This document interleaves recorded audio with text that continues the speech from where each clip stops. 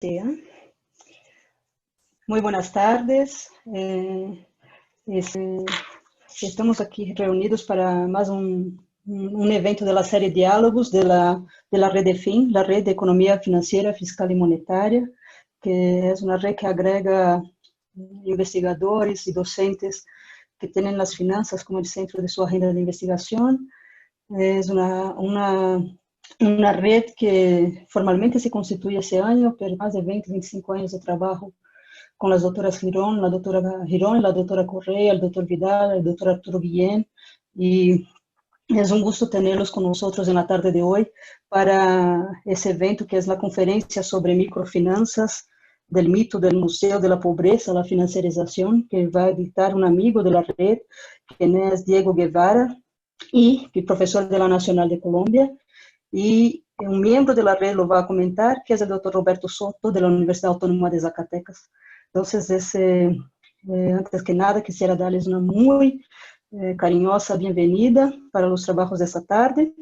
La dinámica será la siguiente: vamos a tener 45, 50 minutos para la conferencia de Diego, luego entre 20 y 25 minutos de comentarios por parte de Roberto, y finalmente, en ese tiempo, vamos a estar recolectando las preguntas y comentarios del público a través de nuestra página de YouTube de la red y de la página de Facebook que estamos transmitiendo en vivo por el Facebook del Instituto de Investigaciones Económicas de la UNAM. Entonces, y también los miembros de la red que están aquí en el Zoom, si gustan tomar la palabra en viva, virtual, voz, para hacer sus preguntas y comentarios, una vez terminados los comentarios del doctor Roberto Soto, ese sería el momento esperado. Entonces, sin más, les voy a hacer una breve presentación del doctor Diego Guevara. Diego es titular en Ingeniería Mecatrónica por la Nacional de Colombia, maestro en Ciencias Económicas y doctor en Ciencias Económicas por la misma universidad. Participó de una serie de foros, seminarios, congresos, summer schools de economía heterodoxas importantes, entre los cuales el Summer School de Minsky, en el Bard College, y la Post-Keynesian Winter School de Grenoble.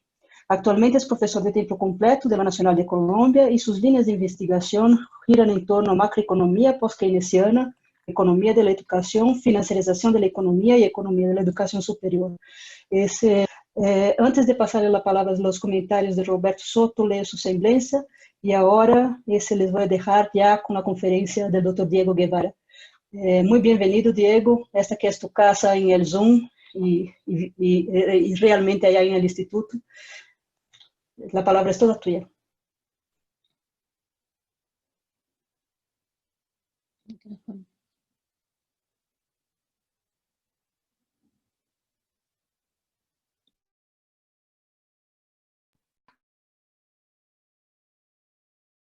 Diego, no te escuchamos. Micrófono.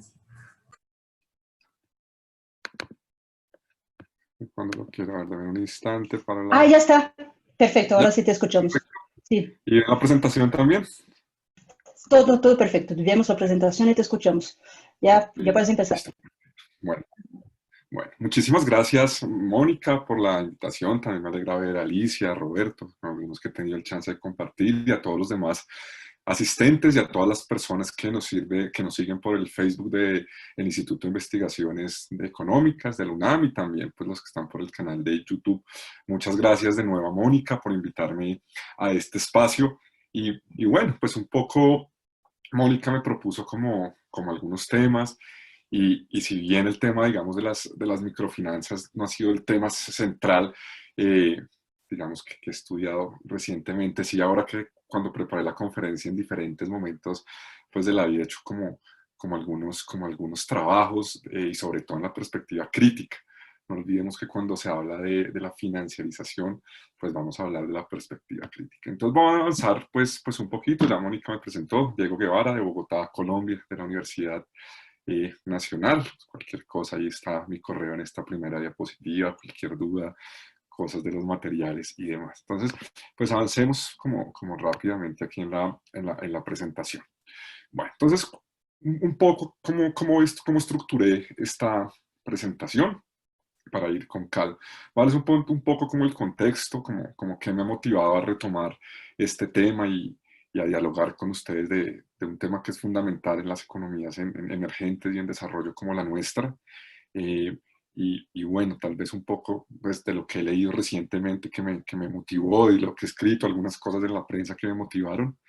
Y bueno, luego sí darle como la estructura que ustedes pueden ver ahí esta presentación. Entonces, en primer lugar, creo que siempre que se habló de microfinanzas había como un optimismo. Entonces, esta primera parte de la charla la llamé como el optimismo originario de las microfinanzas y la ilusión del Museo de la Pobreza. Y de hecho, ese fue como el título que se me ocurrió porque hace más de 30, ahora lo repetiré, pero hace más de 30 años a unos le decían en los años 90, le preguntaban que él cómo de las microfinanzas, él decía que era algo tan fuerte y tan significativo que hoy, seguramente sea el 2020, pues ya no habría pobreza y que la pobreza sería un asunto de museos. Él aún insiste en eso y creo que no, creo que más bien las microfinanzas tomaron el rumbo de muchos procesos dentro del capitalismo, que fue financiarizarse, porque al final no solo se ha financiarizado las microfinanzas, sino hoy podemos hablar de la financiarización de la educación superior, de los alimentos, de la tierra, y básicamente ese auge de las lógicas financieras en su dimensión problemática es transversal a todos los aspectos de la vida. Y por eso, pues después hablaré un poco de la distorsión de las microfinanzas, hablaremos brevemente de la financiarización, si para alguno no es familiar el término. Luego me referiré como un tema que creo que algunos ya han revisado alguna vez siempre, y eran las críticas un poco, no solo a la financiarización del microcrédito, sino per se a esta estructura de desarrollo. Sin embargo, pues no podemos olvidar que más allá de que no sea el modelo más conveniente, como lo quiso plantear Milford Bateman, pues al final los sectores populares e informales que son muy importantes en nuestras economías necesitan unas formas de financiación. Entonces es un poco como la estructura que yo he, que yo he planteado de esto, y muy alrededor de esa idea de, pues no sé, de la distorsión del microcrédito. Hace 2 años, en un periódico colombiano, como para ponerles el contexto, pues yo de vez en cuando tengo como una columna de opinión en este periódico. Esto fue el 15 de julio del 2018, escribí una columna muy corta que se llama La distorsión del microcrédito, y al otro día tenía como 5 correos de gerentes de microfinancieras pues cuestionándome. Y yo les decía, mire, realmente lo que ustedes hoy venden como microcrédito no se parece en nada al original, pero sí viven bastante de de una ilusión. Y de una ilusión, y yo había escrito algunos trabajos previos en esto, que de pronto los pongo aquí cuando estaba como recopilando un poco lo que he hecho. Pues el primer trabajo que hicimos con compañeras se llamaba La sobrevalorada ilusión de las microfinanzas y la realidad de la financiación y la economía de los sectores populares. Después, para Cuadernos de Economía en 2019, en un número especial, dijimos, venga, si para el posconflicto colombiano y para el proceso de paz eh, se va a insistir en los mecanismos de microfinanzas, pues habrá que replantearlas. Y ahí con mi compañera Natalia Ramírez y Sergio Monroy, pues empezamos a utilizar un poco el concepto de microfinanzas integrales, y recientemente un trabajo muy local en Mocovas, como lo que yo he hecho recientemente en este tema. Y me encontré muy recientemente este año, seguramente para algunos ya es un libro pues viejo y demás, pero que un poco me motivó en esta línea crítica de las microfinanzas.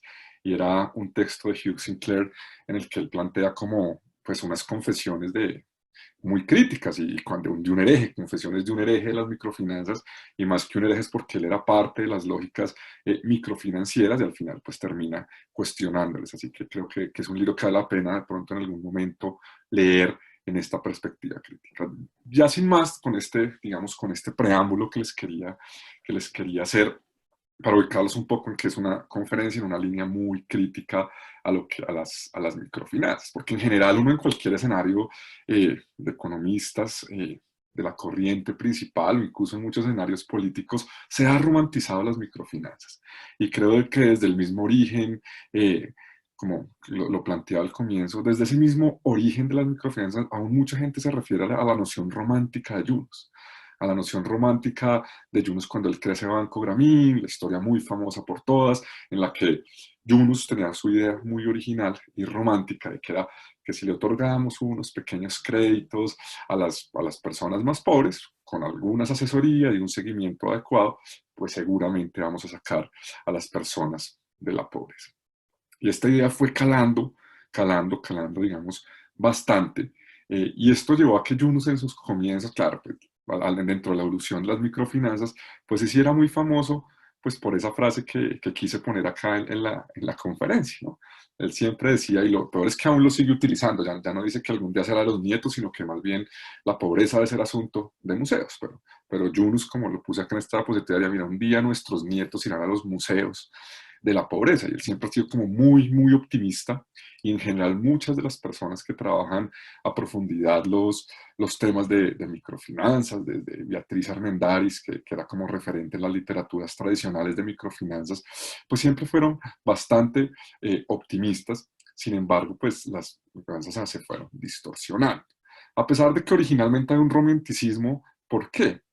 Porque hay un romanticismo cuando nos hablaban de microfinanzas, nos hablaban de estas tecnologías grupales, en la que iba a haber un grupo solidario, en el que simplemente no es un préstamo individual en el que tú vas al banco y accedes a un crédito, sino que más bien se conformaban unos grupos de prestatarios entre personas de confianza, entonces esto desarrollaba todas unas relaciones sociales interesantes, unas corresponsabilidades, y al final había algo clave y era que en principio la metodología del microcrédito venía muy fondeada o financiada por cooperación internacional, por fundaciones. Entonces, claro, todo este contexto como muy romántico, original de Yunus, pues hizo que muchos de los académicos y de los defensores del sistema empezaran a mostrar todas las propiedades pues, positivas, ¿no? En esto que yo llamo como ese optimismo originario y que aún hoy muchos de los defensores de estos sistemas en las políticas públicas y en los tanques de pensamiento eh, plantean pues los elementos positivos, como claro, usted puede tener un aumento de ingresos, usted básicamente, los hogares pueden estar también una reducción de vulnerabilidad, porque entonces usted tiene acceso al financiamiento ante cualquier shock, siempre tiene un apoyo bancario. Sin embargo, esto no es tan cierto. Acá hago una primera aclaración. Nosotros en ese trabajo de investigación que hicimos en Mocoa, con un equipo de la Universidad Nacional, Mocoa Mocoa es la capital del Putumayo, un departamento al sur de Colombia, eh, que tuvo un choque muy fuerte de un desastre natural. Tuvieron una inundación, digamos, terrible. Y al final con las microfinanzas, lo que hicimos allá estudiar, bueno, ¿qué pasó con las personas que tenían deudas y demás? Pues que más allá de unas gabelas muy cortas de 3 meses, como las que actualmente se ha dado en la pandemia, pues una vez superado ese desastre natural de la inundación de Mocoa en el año 2017, una vez superado eso, pues las personas estuvieron mucho más endeudadas ya sin sus emprendimientos o proyectos, digamos, productivos. Entonces, al final, más que fuera una forma de reducir una vulnerabilidad ante un shock, lo que se convirtió fue en un amplificador de sus dramas y sobre todo que la deuda se vuelve problemática cuando uno no la puede pagar, ¿no? O sea, la deuda per se en un sistema monetario de producción no es negativa. De hecho, pues de hecho, si uno está, digamos, en una perspectiva heterodoxa, pues es fundamental para darle impulso al proceso productivo. Pero en la dinámica de las microfinanzas, pues mucho más allá de reducir la vulnerabilidad, pues nos enfrentábamos a ese caso. Esto es simplemente un paréntesis de algunos de estos puntos. Otro de los temas que van muy de la mano y que está muy en el discurso tradicional de ese optimismo originario es la educación financiera. Entonces, dice usted de la mano de las microfinanzas y el acceso va a ser un mejor manejo de sus finanzas. Pero esto no siempre es cierto. O sea, los grandes inversionistas de Wall Street que tienen una gran educación financiera, eso tampoco los lleva a hacer un manejo responsable de sus portafolios. Entonces, de hecho, hay mucho más un discurso positivo alrededor de ese optimismo originario y que ha sido el que permite que este tipo de técnicas impacten la política pública y que se hayan difundido en los últimos 30 años de una manera muy rápida por el mundo. Otro de los puntos de ese optimismo originario, pues se asociaba como a esa inversión posible en activos físicos, financieros, humanos, sociales, pero pues todos sabemos que una gran parte de las microfinanzas pues van dirigidos a emprendimientos que no son altamente productivos y al final va a ser la crítica al modelo de desarrollo también que esto promueve. algunos dirán que aumenta fuentes de ingreso al hogar, pero no siempre va a ser así. Pero estos son los elementos que fueron haciendo mucho más fuerte a las microfinanzas, ¿no? De hecho, en este empoderamiento del sujeto individual, de ese sujeto al que Mauricio Lazarato llama como el hombre endeudado, pues las microfinanzas creo que es eso, las microfinanzas es un reflejo del ser humano informal o de ese agente económico de la economía popular endeudado. Eh, Creo que tiene mucho sentido y claro, pues entonces usted ya no es el agente que recibe el subsidio, sino más bien lo empodero a través de la deuda para que arme su emprendimiento. Entonces en este boom tan grande de todo este gran optimismo que les mencionaba, ¿no? De todo este optimismo que nos plantea hace unos años acá Yunus, en ese gran optimismo, pues las microfinanzas podemos decir que se empiezan como a distorsionar. Y ese es como un primer elemento clave sobre el que vamos a hablar. O sea, todo este optimismo hace que crezcan y a la vez que van creciendo, pues entran los actores financieros pues tradicionales, ¿no? Entran los actores financieros tradicionales a este negocio, porque realmente las microfinanzas, los actores financieros no entran simplemente por una solidaridad con los sectores de las capas inferiores de la población, sino al final entran al negocio financiero porque es altamente pues, rentable. Están los casos muy famosos para ustedes, por ejemplo, en México está ese famoso caso del 2007, cuando Compartamos salió a la bolsa y tuvo un recaudo muy significativo. De hecho, en la India el caso fue muy similar con lo que se llama Bharat Financial Inclusion Limited, que era SKS, que cuando estos, eh, estas empresas microfinancieras salen a la bolsa, pues recaudan bastante. Y esto no es un mito, porque al final, detrás de las microfinanzas y cuando dejan de estar fondeadas, de hecho por acá te voy a mostrar, tenía como unos diagramitas de cómo es que cambia, pues entran estos actores financieros. De hecho, uno con un diagramita de estos, pues en principio la idea romántica de Yunus, y para hablar de esto la distorsión, que era un crédito subsidiado, ¿cierto? Como un crédito que puede venir de financiamiento internacional o de algunas ONGs, van a financiar algunas actividades informales o lo que nosotros llamamos aquí como un poco la economía popular para separarnos de ese concepto mainstream que es más la economía informal, generar opciones de autoempleo, generación de ingresos y superar la pobreza. Esa era la idea como muy original, digamos, de Yunus, era la idea original que él tiene para que vamos a superar la pobreza, cuando pues realmente, de hecho, la evidencia empírica muestra que las contribuciones de las microfinanzas para reducción de la pobreza son mínimas. Más bien si en América Latina uno ve que hay caídas en reducción de pobreza, tiene que ver es con estos programas también un poco neoliberales de subsidios condicionados y de transferencias, ¿no? Entonces, esa distorsión, ¿cuál es? Dónde cambia el esquema? Que deja de ser un crédito subsidiado y que más bien se convierte por acá, pues en un crédito de entidades financieras. Y eso prácticamente era como la modificación que le faltaba al microcrédito para hacer un elemento perfecto en las nuevas lógicas del capitalismo y financiarizarse.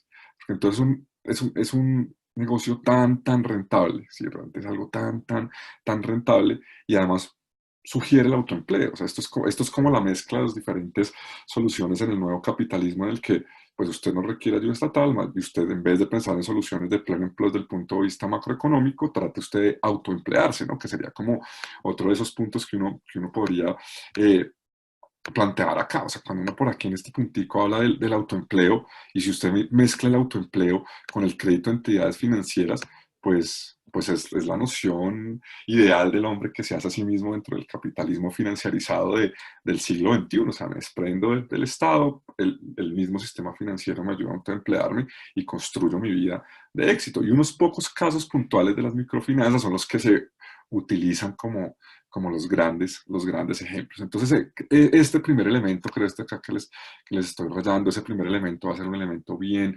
clave en lo que nosotros podemos llamar como esa distorsión. Entonces, fíjense que en esta distorsión, me voy a volver por aquí como un poquito, pues entran esos actores financieros grandes que les mencionaba hace un momento, Pero cuando entran todos esos autores financieros, pues empiezan a aparecer algunos problemas, porque ya propiamente todo ese romanticismo original de tecnología, de grupos, de solidaridad, pues empieza a perder y nos enfrentamos a diferentes elementos, ¿no? De hecho, en muchos lugares la inexistencia de marcos puntuales regulatorios de microfinanzas hacen que sea un caldo de cultivo y un imán para todos esos grandes especuladores financieros que son los que vemos que van a invertir allá. Que no olvidemos que las microfinanzas tienen algo interesante desde el punto de vista de rentabilidad, y es que en la base de la pirámide, en los países emergentes, el número de personas que quieren acceder a las microfinancieras son muchísimas personas, porque pues al final de la historia, si ellos están acostumbrados a los créditos informales, a los créditos, no sé, en Latinoamérica los llaman como en Colombia gota a gota, en Ecuador los llaman chuqueros, no sé si en México tengan algún nombre particular para este tipo de agentes que dan créditos informales, pues las personas ven como una gran salvación ese sector formal. Un poco más barato. Sin embargo, no es la maravilla. Y más aún, cuando muchos de estos actores llaman microcréditos, hoy en día créditos que ni siquiera son para emprendimientos productivos. Cuando alrededor del microcrédito se ha construido toda una industria de seguros, de microcrédito de consumo, y al final simplemente son créditos tradicionales, pero con una alta tasa de interés que genera un gran sufrimiento. Hay un documental danés que lo subraya acá por si a alguien le interesa como el tema, que vale la pena ver, que se llama como Caught in Microdebt, un documental de Dinamarca que va a mostrar en detalle los dramas de las personas en sudeste asiático con los microcréditos. Y es que en la última década esto se ha exacerbado tanto, que el mismo Yunus ha reconocido la distorsión de las microfinanzas. O sea, quién era el referente académico, un Nobel de la Paz, por sus aportes en por sus aportes en las microfinanzas, incluso reconoce que pues se ha salido de las manos su idea original y romántica. De hecho, aquí en una cita que está en este libro de Hugh Sinclair, que no lo he leído todo, leí algunas partes, pues muestra eso. Dice, mire, acá incluso Juno se refiere a algunas de estas microfinancieras a manera de extorsión, porque pues las tasas de interés son brutalmente altas, ¿sí? Y realmente pues termina siendo todo lo contrario a lo que él imaginó. Y hoy esta es la realidad. En el caso, digamos, de Colombia, algunas bancas, acá tenía como algunos datos del 2019 de las tasas de crédito por entidad, de las tasas, digamos, de microcrédito para el 2019.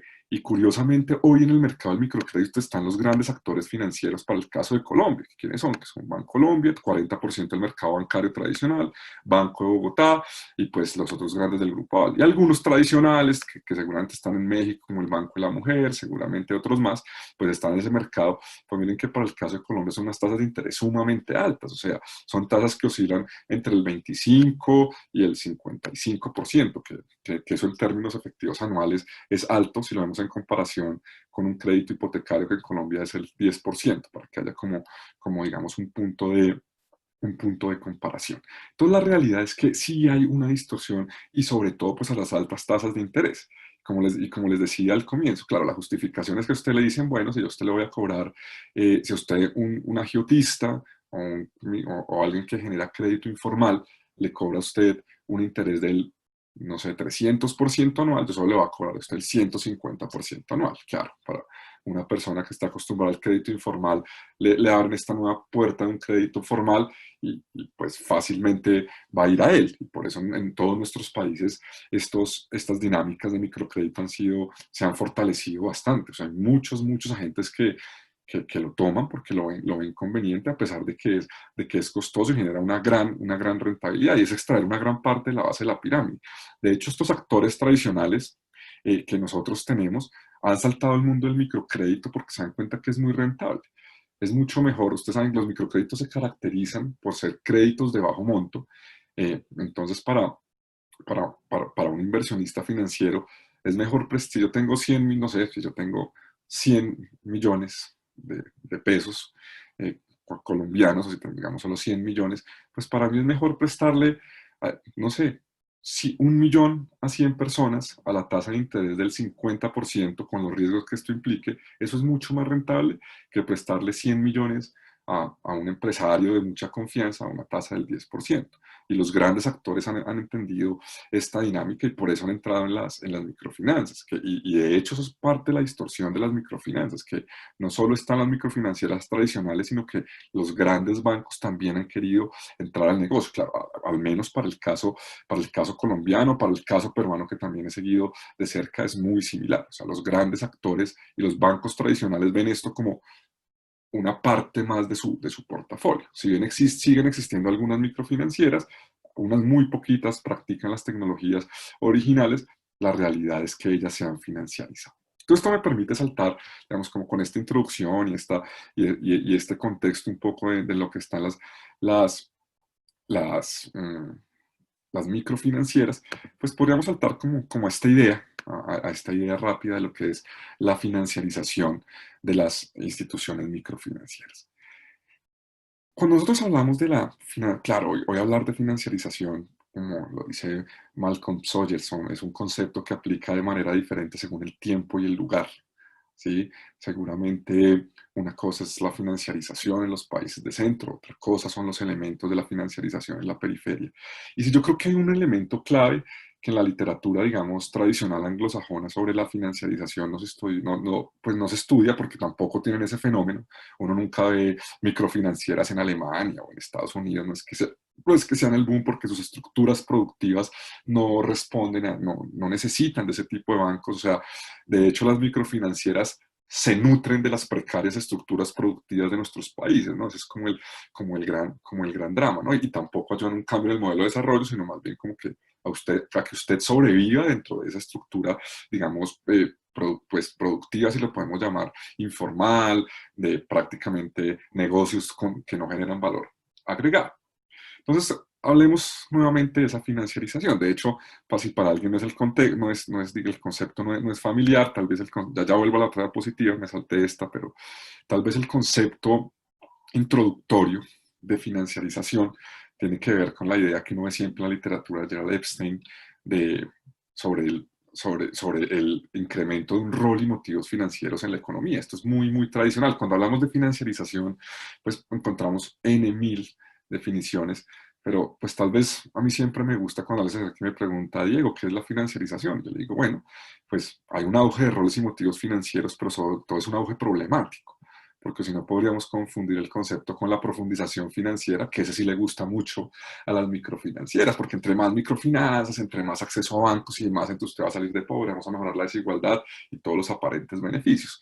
Nosotros estamos un poco en el discurso y en el paradigma teórico de la financiarización, lo que nosotros estamos hablando desde la dimensión problemática.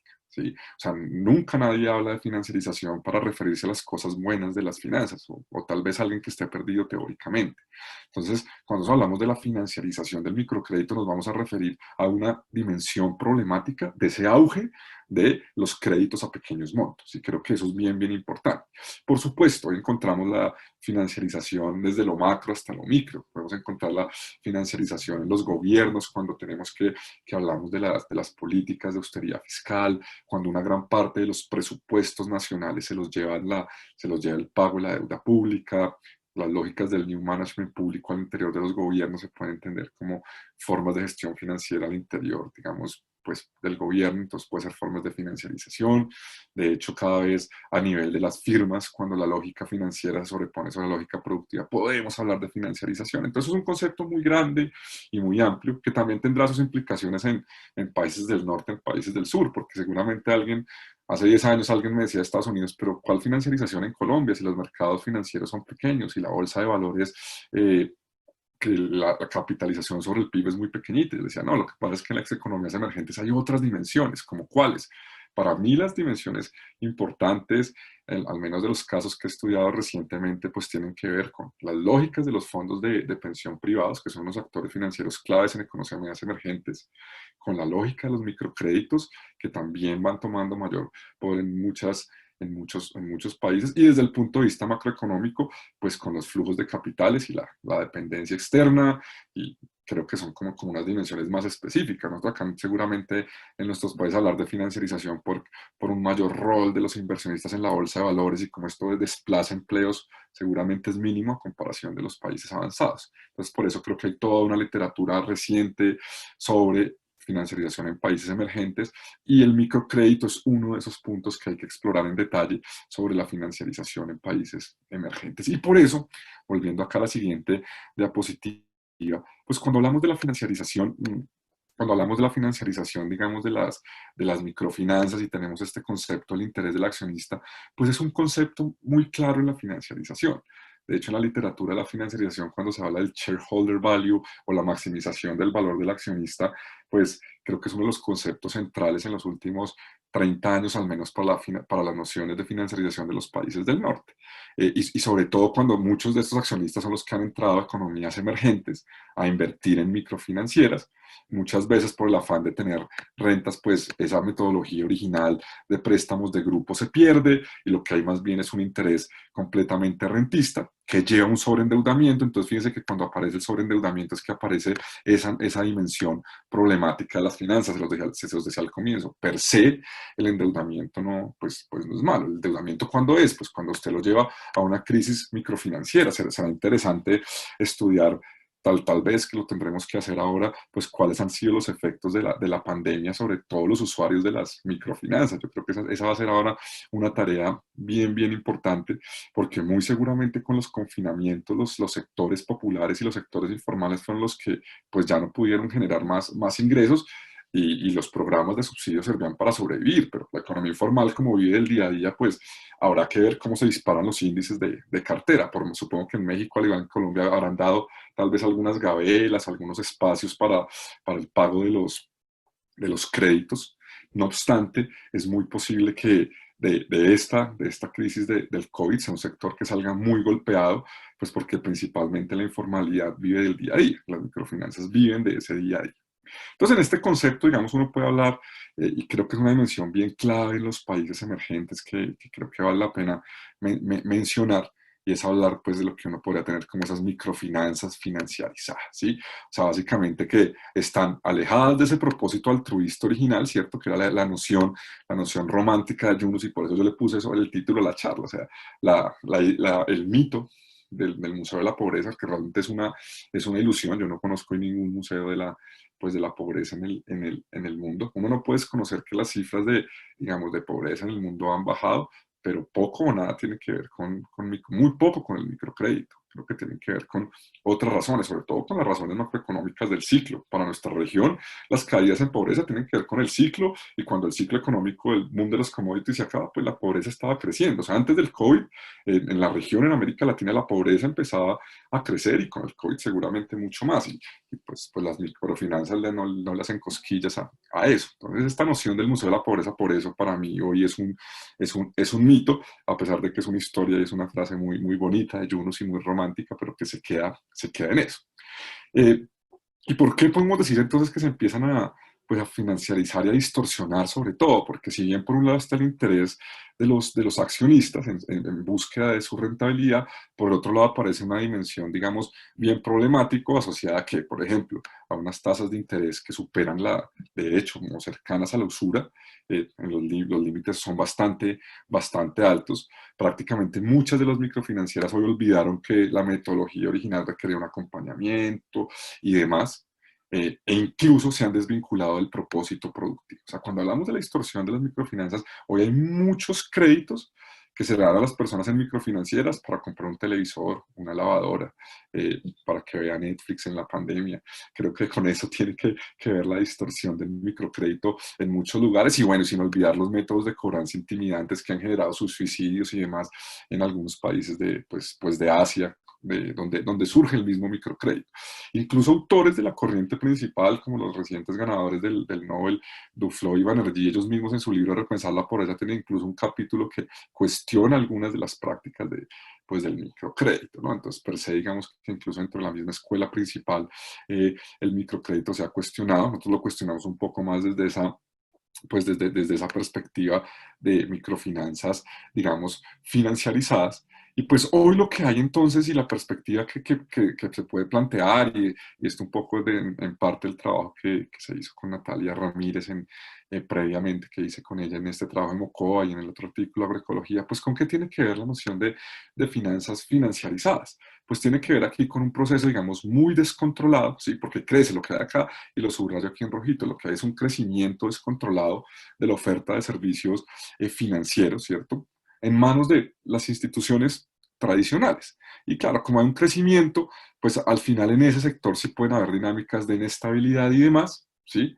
Y básicamente lo que hay es unas finanzas con un enfoque netamente rentístico, donde la metodología, el romanticismo original, pues ya no existe. Hay casos en que sí, uno puede conocer que seguramente hay algunas microfinancieras que hacen todo un ejercicio de apoyo solidario, respetan las tecnologías, digamos, de grupo, pero en la gran mayoría de los casos, lo que uno va a tener es que hay unas mayores dinámicas de sobreendeudamiento. Realmente las tasas son muy cercanas a las tasas de usura por esta lógica pues desafortunada que opera en este caso de población de mayor riesgo, les tengo que cobrar un mayor interés, y pues al final hay una mayor vulnerabilidad. O sea, yo acá no traje tantos datos, tenía muchos datos de Colombia, la verdad no tenía tantos de América Latina, pero en los datos que hay, por ejemplo, de Colombia, lo que uno ve es que las carteras vencidas que más avanzaban, pues tiene que ver con la cartera de las micro de las microfinanzas. Yo he dirigido 2 trabajos de maestría como en esa línea, y eso es lo que vamos como, pues lo que uno va como encontrando. Entonces, pues hay diferentes, pues digamos, más allá como de este esquema de distorsión y que permite hablar de microfinanzas financiarizadas desde el punto de vista, desde esos 2 puntos de vista, ¿no? Desde la dinámica que hay un mayor auge de actores financieros en este sector, muchos inversionistas, como lo vimos en la salida a bolsa de Compartamos y de SKS, pero por otro lado, también hay una dimensión problemática de ese tipo de deudas asociadas a dificultades de pago, asociados a cobros violentos, asociados a unas tasas sumamente altas, y por eso allí podemos hablar como de esa dimensión problemática de las finanzas, porque claro, por eso creo que era importante ver qué concepto de financiarización utilizaríamos en este caso. Otros, pues, hay algunos así como ejemplos, los podemos ver así como leer rápidamente, algunos casos como por ejemplo los de, pues, estos de Asia, donde acá en Andhra Pradesh, que era bien importante, la gente llegó a tener muchos créditos, ¿sí? O sea, realmente en ese estado hacia 2010, el 83% de los clientes de las microfinanzas no solo tenían un microcrédito con una entidad, sino con varias a la vez, ¿sí? Entonces al final la presión es muy fuerte. Si alguna vez algún autor, no recuerdo su nombre, pero que si hace 100 años su comportamiento social era benévolo por el temor a Dios, hoy es por el temor a la deuda, y en el mundo informal por el temor a la presión de las microfinancieras. Otros lugares como Bosnia también, en Europa oriental, pues también se han enfrentado de cierta forma a crisis. De hecho, en Bosnia, una gran parte de los microcréditos se destinaron a necesidades básicas y no estaban relacionados con inversión productiva. Y ese es otro digamos, de los problemas, ¿no? Y pues por más de que recientemente sí se ha regulado, claro, el comienzo se reguló, no estaba tan regulado y había más espacio, pero por más de que hoy se ha regulado, pues al final ellos han entrado a ocupar muchos de los espacios de los bancos tradicionales, pero en los barrios periféricos y populares. Entonces es un negocio muy grande, sobre todo cuando tenemos países con 50% de la informalidad en América Latina. Entonces, digamos, esta es como una crítica desde la perspectiva de la financiarización, pero nosotros también podríamos hacer, digamos, pues la crítica macro que hace, y ya con esto empezar ya a cerrar mis últimos 10 minuticos. También una crítica, digamos, mucho más macroeconómica. O sea, claro, esta crítica que hemos hecho en principio, es decir, oiga, mire que de pronto al comienzo ahí uno puede tomar una postura. En comienzo, digamos, en ese uno podría decir, bueno, ya como unas microfinanzas originales, y tal vez esas microfinanzas puedan tener elementos positivos, pero se distorsionaron, ahora están financiarizadas y allá hay un problema. Sin embargo, autores como Milford Bateman plantean en sí una crítica a las microfinanzas, estén o no estén financiarizadas, porque él va a decir, mire, esto es un modelo antidesarrollo, porque las microfinanzas al final lo que terminan es apoyando pues un montón de emprendimientos que infantilizan las estructuras sociales y económicas, contribuyen de cierta forma al apoyo de desindustrialización, porque pues, si usted no tiene un trabajo estable, pues autoempléese y resuélvalo. Y claro, eso en parte es cierto, pero no por eso uno puede, digamos, desproteger a los sectores informales de financiamiento. Eso sería como Milford Bateman vino aquí con el 2014 a Colombia y tuvimos como, pues un poco como esa discusión. O sea, claro, yo estoy de acuerdo que en principio las microfinanzas pues para nada favorecen el desarrollo, ¿no? Y al final las microfinanzas es para que usted sobreviva en el día a día. Pero pues al final la gente, como usted tiene una estructura informal, pues usted no puede cambiar el modelo de desarrollo de un día para otro y necesita algunos canales de financiamiento. Todas estas críticas de Milford Bateman que les muestro acá, pues son válidas, ¿no? Que evidentemente no hay una voluntad para subvertirlas y que al final, pues, si no hay políticas industriales y más bien las políticas más las microfinanzas, pues nunca podremos dar ese salto en la escalera del desarrollo. O sea, yo estoy de acuerdo con Milford Bateman, pero en la realidad local de nuestros países sí se necesitan algunos mecanismos pues, de financiación y ahí es donde entonces viene como la otra parte pues, del debate, ¿no? Porque al final sí, puede ser un modelo antidesarrollo y y si bien hay una parte de fallas operativas, que son las que nosotros mencionamos, él también dice que hay unas fallas conceptuales porque las microfinanzas le apuntan pues, a empresas equivocadas, lo que él llama, ¿no? Entonces, claro, pero Milford Bateman es un croata y está en Europa, entonces él ve estas críticas a las microfinanzas un poco, mucho más macro, por eso yo las llamé como unas críticas macro, y él dice, bueno, acá lo que hay es que entrarse en las empresas correctas, pero con la estructura productiva de nosotros en América Latina, en un mundo globalizado y financiarizado, ¿qué es una empresa correcta? Y más cuando las personas necesitan fondearse. Entonces, tal vez esa es como o sea, yo estoy de acuerdo en que las microfinanzas desde una perspectiva macroeconómica, pues, más bien mantienen el statu quo de la informalidad y la generación de rentas en sectores populares que no generan valor agregado, pero esa es nuestra realidad. Y las personas, ¿cómo se financian en esos sectores? Pues un camino es el que ya hemos estado hablando hoy, que las personas van a las microfinancieras, pues porque los métodos no les van bien, pero también hay un montón, una cantidad de métodos, pues no formales. ¿Y cuáles son todos esos métodos no formales? Pues muchos de esos métodos no formales, las personas son lo que llaman en América Latina las cadenas o las roscas, estos ahorros colectivos o los préstamos familiares que puedan conllevar una deuda emocional o incluso estas casas de empeño, no sé ustedes cómo las llamen, pero las prenderías, como no sé, como donde usted lleva un objeto y por urgencia le dan un préstamo, por esto genera mucha usura y el paga diario o el gota a gota con esa trampa de la periodicidad de los intereses, pues hay un montón de esquemas informales que así no hubiera microfinanzas, pues la gente va a recurrir por la misma estructura productiva. Entonces yo sí creo que al menos en estos procesos de transición uno no puede desconocer la importancia del financiamiento a los sectores populares, que tal vez el camino de las microfinanzas financiarizadas no sea el ideal, sí, yo estoy de acuerdo que ese no es el camino ideal y por eso creo, y ahí el título de la conferencia.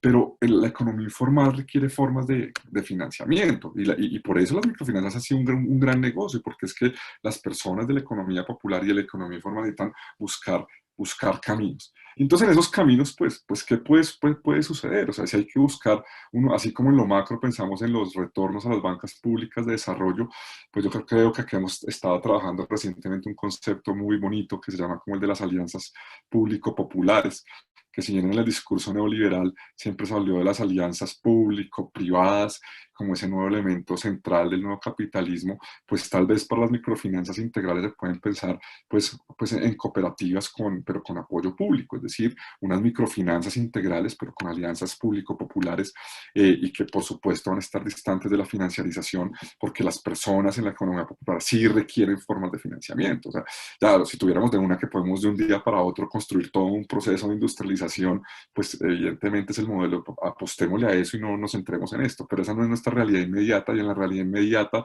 las personas y los trabajadores de la economía popular de América Latina requieren formas de financiamiento. Y mientras, digamos, se logra este tipo de propuestas en las que hay que trabajar, digamos, muchísimo más y que, bueno, en esto estamos trabajando en algunas propuestas de política, pues también por ahora también tiene que haber regulaciones más fuertes del sector. Porque tristemente después de la pandemia, a lo que va a presionar el sector financiero en la lógica del libre mercado es a más de regulación, como una recuperación post pandemia guiada por el sector financiero, ¿a qué le van a querer apostar? A una mayor desregulación. ¿sí? Entonces creo que por ahí hay unas luces para que podamos, digamos, discutir. Entonces algunos puntos finales, creo que ya va a llegar como 45 minutos. Creo que número uno, mensaje número uno, hay que dejar el romanticismo del microcrédito. O sea, muchas personas cuando empiezan a acercarse a estudios de la pobreza y se encuentran con la literatura, digamos, positiva y tradicional del microcrédito, se ilusionan bastante, se ilusionan bastante. Pero esto hay que mirarlo con lupa porque hoy las finanzas se han distorsionado. Y hoy la financiarización, como les dije al comienzo, hoy la financiarización prácticamente que es transversal a todos los sectores de la economía. Y el microcrédito no es la excepción. Hoy el microcrédito ha caído en manos de grandes portafolios de inversión. Están los grandes grupos económicos de América Latina porque es un negocio muy, muy, muy importante en la base de la pirámide. Ya les decía, si tengo 100 millones de capital, es mejor prestarle 1 millón a 100 personas y así 30 personas de esas no me paguen. Aún así sigue siendo más rentable que prestarle 100 millones a un gran empresario de confianza. Creo que este es el punto por el cual se ha direccionado un gran arsenal. Uno de los barrios populares de grandes metrópolis como Bogotá, seguramente en Ciudad de México, es similar. Empieza a ver estas bancas microfinancieras en sus locales y demás, en los barrios periféricos, y ya no solo ofreciendo microcréditos para proyectos productivos, sino prácticamente todo un portafolio donde están los microseguros, donde están diferentes cosas. Por eso, de hecho, ya no ni siquiera podría hablar de microcréditos, sino más las microfinanzas. Ahora ya están las microinversiones, ¿sí? Entonces, es toda una lógica alrededor de esto. Pero, y si bien coincido con Milford Bateman, que este es un modelo antidesarrollo, en la realidad inmediata las personas requieren formas de financiamiento favorables como las que les he mencionado anteriormente. Entonces, bueno, no sé, creo que esto era como un poco este contexto de ubicar diferentes temas que tenía en mente sobre la dinámica problemática de las microfinanzas. Muchísimas gracias. Excelente, muchísimas gracias, Diego. Realmente es un tema urgente, preocupante, ¿no? Y como tú bien mencionabas en algún momento en tu conferencia, ante la informalidad y la pobreza y además la pandemia, repensar lo que hacen esas microfinancieras financiarizadas es una tarea fundamental en discutir qué tipo de reactivación económica estamos interesados en promover o no, ¿no? Entonces, sin más, yo quisiera pasarle la palabra a nuestro comentarista, que es el doctor Roberto Soto. El doctor Roberto Soto es actualmente profesor investigador de la Unidad Académica en Estudios de Desarrollo de la Universidad Autónoma de Zacatecas. Entre sus es doctor en Economía, egresado de la UNAM, realizó una estancia postdoctoral en la UNAM también, es miembro del Sistema Nacional de Investigadores y realizó estancias de investigación en Perú y en Bolivia. Entre sus temas de investigación están el capital global y los estudios geoestratégicos, pero también temas como los efectos de las microfinanzas en Asia y América Latina. Entonces, ¿quién mejor para comentar la conferencia de Diego que Roberto? Entonces, sin más, le paso la palabra a Roberto para que haga uso de sus 20-25 minutos. Roberto.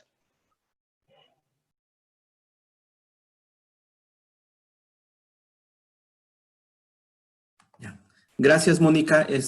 Gracias, Diego, por tu presentación. Excelente presentación. Y sin más, vamos a comentarla. Muy interesante.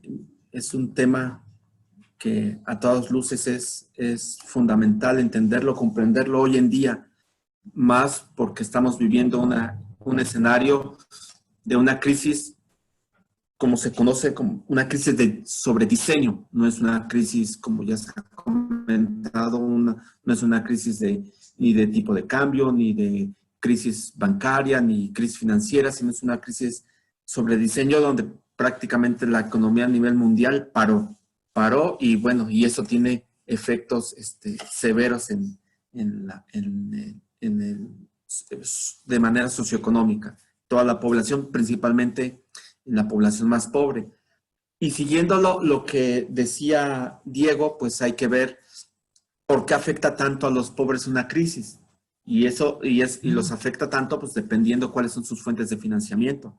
Como sabemos, las fuentes del financiamiento de las personas pobres, del quintil más pobre que existen en la población, dependiendo si es en América Latina o en Asia, pues la mayoría de los ingresos de los pobres va a depender o del ahorro personal, si es que tienen, de las remesas, si es que hay. En el caso mexicano, gran parte de la población accede a recursos vía remesas.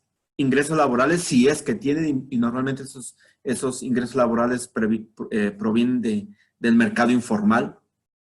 De políticas asistencialistas, como bien mencionaba Diego, en el caso de América Latina, principalmente se basa en lo que se denomina transferencias monetarias. Últimamente en México, pues se había discutido esto de las transferencias monetarias, aunque aquí hay un detalle. Y propiamente ya no son transferencias. ¿Por qué? Lo que pasa es que ya son derechos. Entonces, como que hay que discutir esa parte, si son transferencias o son derechos. Pero en general en América Latina, parte de sus ingresos de las personas pobres provienen de las políticas asistenciales o denominadas transferencias monetarias. Y como bien decía Diego, hay que agregarle el otro apellido, transferencias monetarias condicionadas. Y otro punto muy importante es el microcrédito. Y ese microcrédito, como bien también mencionó Diego, pues originalmente estaba acompañado de otros programas, que como bien dice la lámina, son variados y heterogéneos, como son programas de nutrición, salud, educación y de desarrollo de capital social. Y las ONGs que intervenían aquí originalmente en el mundo microfinanciero, cuando se crearon, al menos en la década, de manera formal, digámoslo así, de manera moderna en la década de los 70, pues eran organizaciones que tenían financiamiento. Pero lo que se buscaba era brindar tanto apoyo de carácter social como empresarial.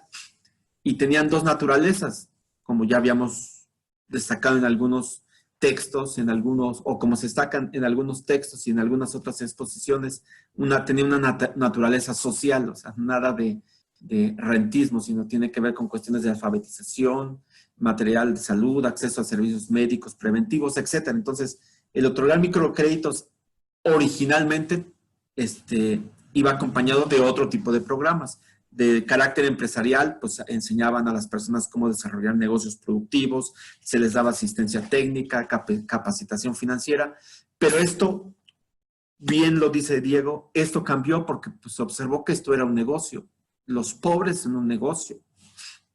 Al menos es la visión, porque tiene razón, es la visión que tienen las instituciones financieras tradicionales. Cambió a ser ahora rentable, de ser solidario, de tener este carácter social y empresarial al mismo tiempo, cambió a un carácter netamente rentista, donde predomina la ganancia, donde, esto es muy importante y lo mencionó Diego, las ONGs que originalmente recibían financiamiento fueron presionadas a transformarse, a cambiar su parte solidaria, a buscar una parte rentable. Pero ¿quiénes eran esos donantes? Pues ya sabemos quiénes son los donantes. Y esa es la presión que se tiene hoy en día en economías de América Latina. Los donantes son el Fondo Monetario Internacional, el Banco Mundial y otras instituciones financieras. Estas instituciones financieras comenzaron a presionar a las ONGs para transformar su método de financiamiento. Entonces, ¿esto qué provocó? Básicamente provocó, usando la misma técnica de Diego, provocó esto, que la naturaleza social prácticamente desapareciera. Esto desapareció y nos quedamos solamente con la parte financiera. Y en algún seminario, como decía la doctora Eugenia Correa, y todo lo que tenga que ver con lo micro surgió. Microseguros, microahorros, microsubvenciones, consultorías de negocios, marketing, vínculos, etc. Entonces, el microcrédito ahora va acompañado de otro tipo de programas que fortalecen a las instituciones microfinancieras para buscar la alta ganancia. Pero para poder entender esto, pues, como bien decía Diego, hay una discusión muy importante del papel de las microfinancieras. Y yo aquí lo he resumido, siempre lo he resumido en dos grandes enfoques. El enfoque obviamente ortodoxo y el enfoque heterodoxo, es decir, los que promueven las microfinancieras, el microfinanciamiento, y los que están o bien en contra del microfinanciamiento o a favor del microfinanciamiento, pero con otra línea. Y obviamente los promotores que dicen, pues el microfinanciamiento surge porque el financiamiento estatal no funciona, es decir, la banca de desarrollo no funciona. La banca de desarrollo es ineficiente y todo lo que tenga que ver con el Estado es ineficiente. Tenemos metas, los promotores dicen, ¿las metas cuáles son? Pues hay que bancarizar a los pobres. Por un lado hay como si hubiera un demonio acá atrás de los que promueven eso, es bancarizamos a los pobres porque los pobres son un negocio. Y es necesario bancarizarlos porque hay que insertarlos en los circuitos financieros y laborales. ¿Con qué objetivo? Bien lo decía Diego, pues hay que eliminar las desigualdades sociales, generar el autoempleo, es decir, el individualismo. Aquí son cuestiones individuales.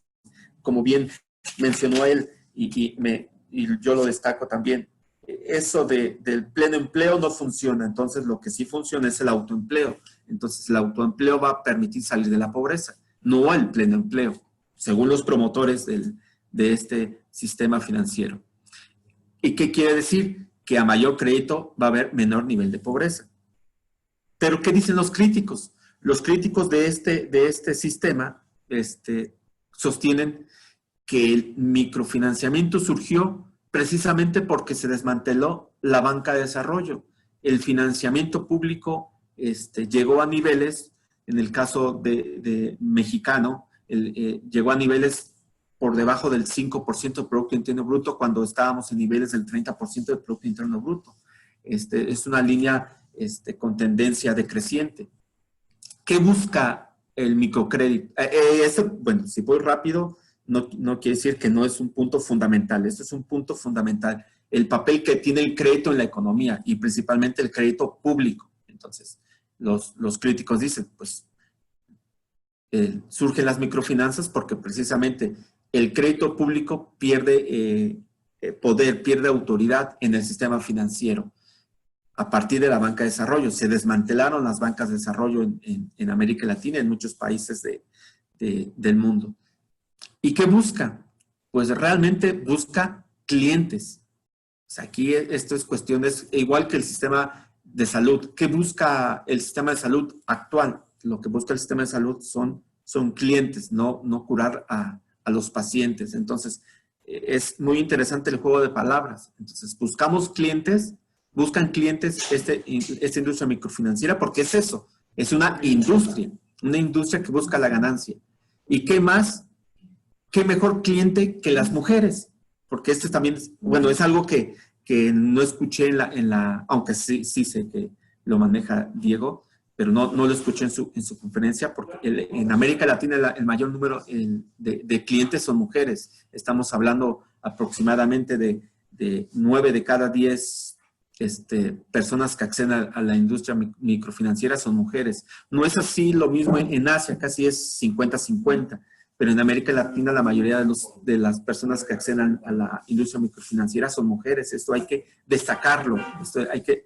Entonces, buscamos clientes y buscamos a las mujeres. Y lo que se está haciendo es informalizar a la economía. Esto es también algo muy importante. No se busca combatir la pobreza, sino mantenerlos en esa informalidad porque son unos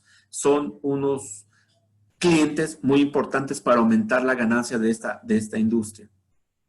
Y por lo tanto, ¿cuáles son los objetivos de la industria microfinanciera? Según los críticos de esta, pues profundizar tanto la pobreza y la desigualdad. ¿Por qué? Porque la pobreza sigue siendo un negocio.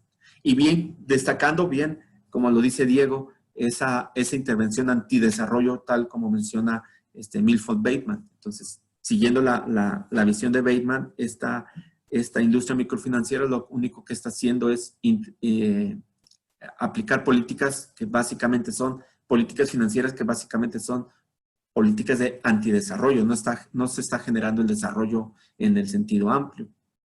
Pero ¿qué sí ocurre? Esto también es un punto importante que menciona Bateman y que también Diego lo destacó. Lo que pasa es que se están sobresaturando los mercados. Y esto es fundamental. ¿Por qué? Porque esta industria, como Diego menciona, se está distorsionando. ¿Por qué? Porque los créditos no van a la parte productiva. Aparte no van a la parte productiva porque son créditos pequeños. Son créditos en moneda nacional, 5,000, 6,000, 7,000 pesos. O sea, es nada, son créditos para cubrir las necesidades inmediatas. Estoy enfermo, necesito una medicina, necesito comprar algunos zapatos, etcétera, etcétera. O algo muy interesante que me gustaría destacar más adelante es el sobreendeudamiento. Entonces, son créditos que sirven solamente para poner salones de belleza, para poner algún changarrito por ahí, y lo único que están haciendo es sobresaturar los mercados del mismo negocio. Entonces, como decimos muchas veces, como hemos dicho muchas veces en conferencias sobre microfinanzas, estamos observando salones de belleza en cada esquina, peluquerías en cada esquina, entonces estamos sobresaturando el mercado. Es lo que menciona Bateman en sus ponencias. ¿Qué pasa hoy en día? Hoy en día estamos viviendo un periodo de emergencia sanitaria. Y esta emergencia sanitaria, por supuesto, ocasionó una emergencia económica. Entonces, aquí hay que traer varios datos. Entonces, bajo el escenario que tenemos en América Latina en general, tenemos economías donde el Estado interviene poco, el Estado gasta poco, donde el crédito no tiene el papel que debería de tener, el dinero no tiene la importancia que debería de tener en la economía. Entonces, a eso se agrega una emergencia como la de hoy, donde 30% de las personas son capaces de cubrir sus gastos por pandemia, solamente el 30%. Si hablamos de los hogares de ingresos bajos, solo el 10% puede cubrir gastos derivados de una emergencia, donde utilizaría más de la mitad de su salario mensual. Entonces, en escenarios como el que estamos viviendo, una pandemia destroza tanto los ahorros, si es que existen, de ese tipo de familias, o el poco ahorro que pueda tener las familias pobres. En contraste, el 90% de las personas que forman parte de la OCDE cuentan con una cuenta bancaria. América Latina solo tiene el 40%, en América Latina solamente el 40% tiene una cuenta bancaria. Evidentemente, en las personas de bajos ingresos, ese porcentaje es menor. Hablando también de América Latina, solo el 5% del quintil más pobre de los hogares se endeuda. Es decir, Diego dice, tenemos una realidad y la realidad es esta. 5% del quintil más pobre de los hogares se endeuda con prestamistas formales. Esto es interesante. Mayores ingresos aumenta al 18%. El 18% de los que tienen los ingresos más altos se pueden endeudar con los prestamistas formales, llámese bancos comerciales. De ahí los programas gubernamentales. La importancia de los programas gubernamentales como son las transferencias monetarias. Muchos países utilizan los servicios financieros formales para pagar esas transferencias y así aumentar o fomentar la inclusión. Sin embargo, existen muchos obstáculos, eso también hay que destacarlo. Estaba leyendo algunos artículos para esta conferencia del día de hoy y en ellos esos artículos nos dicen lo siguiente, que ¿por qué no hay inclusión financiera? ¿Por qué no tenemos acceso a una mayor inclusión financiera? Primero, porque realmente siguen existiendo monopolios o oligopolios que controlan los servicios financieros. Es decir, las grandes empresas financieras dominan en América Latina, llámese bancos españoles, bancos ingleses, bancos canadienses o bancos norteamericanos. Por lo tanto, provoca que los costos de los servicios realmente sean altos.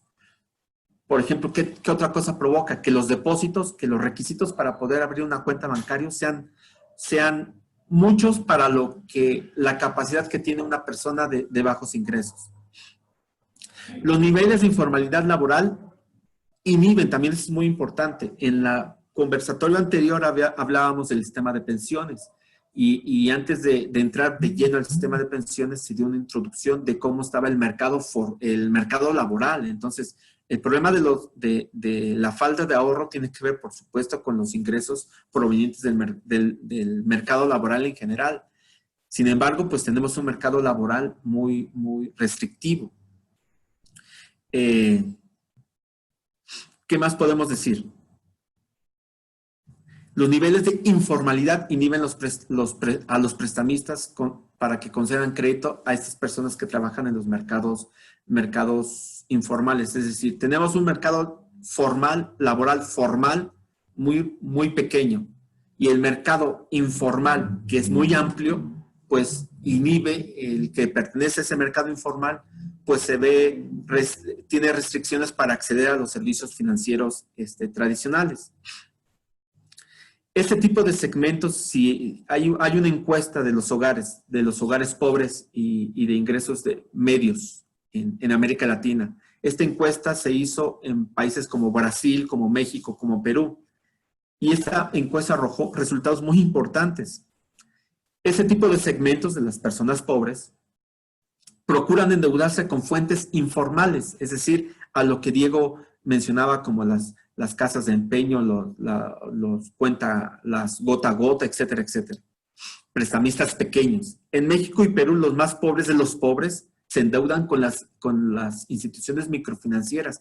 Esto también es muy importante. ¿Quiénes son los que recurren a las instituciones microfinancieras? Precisamente los que trabajan en el sector informal, los que tienen menos ingresos, por lo tanto son los más pobres.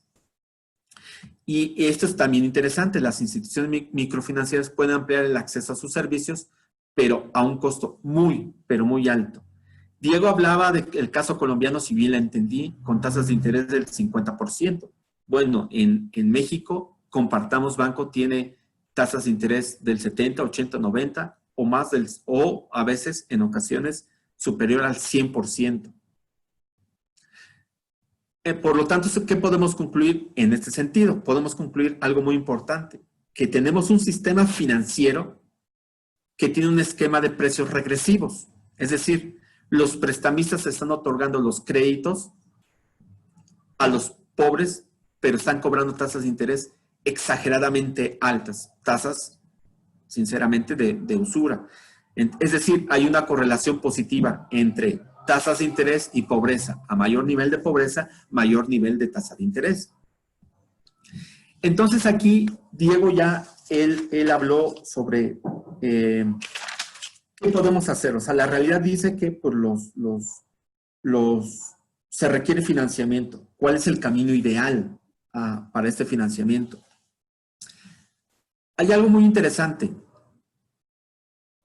Me gustó, dado que estamos pasando las frases de Yunus, a mí me gustó esta frase de Yunus. Yunus dijo en algún momento que pues, las microfinanzas realmente, digamos como que se destapó. No quiso decir que iba a combatir la pobreza. ¿Por qué? Porque realmente las microfinanzas no son caridad. Pues sí, cobrando tasas de interés del 50, 60, 70, 80, 90 o más del 100%, claro que eso no es caridad. Y él dice, estos son negocios, pero con un objetivo social. ¿Cuál es el objetivo social? Ayudar a los pobres a salir de la pobreza.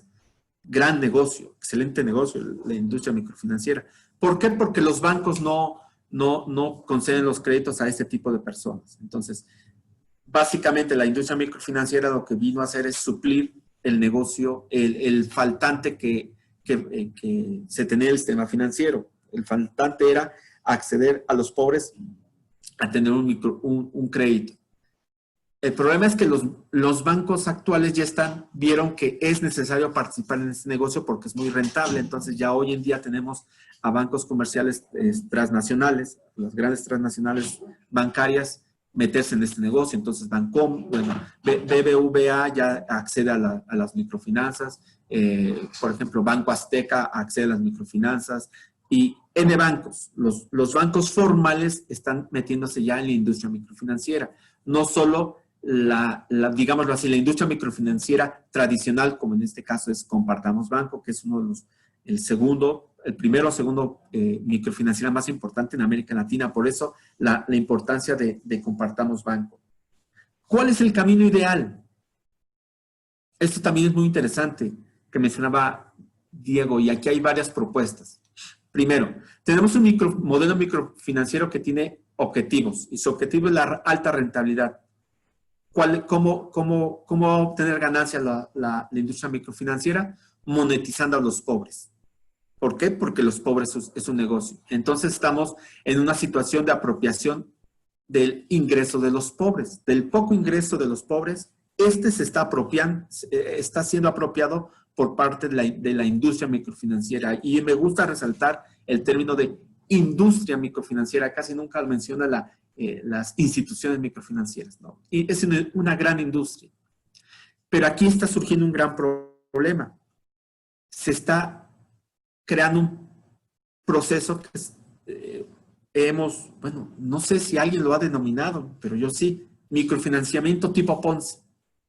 Es decir, la evidencia empírica está demostrando que muchas personas se están endeudando para cubrir las deudas que se tienen en otras microfinancieras. Están endeudándose para pagar deuda. Entonces están teniendo un microfinanciamiento tipo Ponzi. Entonces, esto es muy importante porque en el caso de que se dé una crisis en el sistema microfinanciero en países como América Latina y en particular en México, el impacto directo va a ser a los pobres. Alguien podrá decir, es que todas las crisis van a afectar a los pobres. Sí, pero no de manera directa. Aquí es en la primera línea de batallas van a estar los pobres porque ellos son los clientes, los que utilizan este financiamiento. Y es evidente que no existe ninguna evidencia contundente que permita decir que el microfinanciamiento actual, como se está dando, con las condiciones que están dando de rentabilidad y usura, está combatiendo la pobreza. Y perfectamente estoy de acuerdo con Diego cuando él dice que los casos particulares no necesariamente son la generalidad.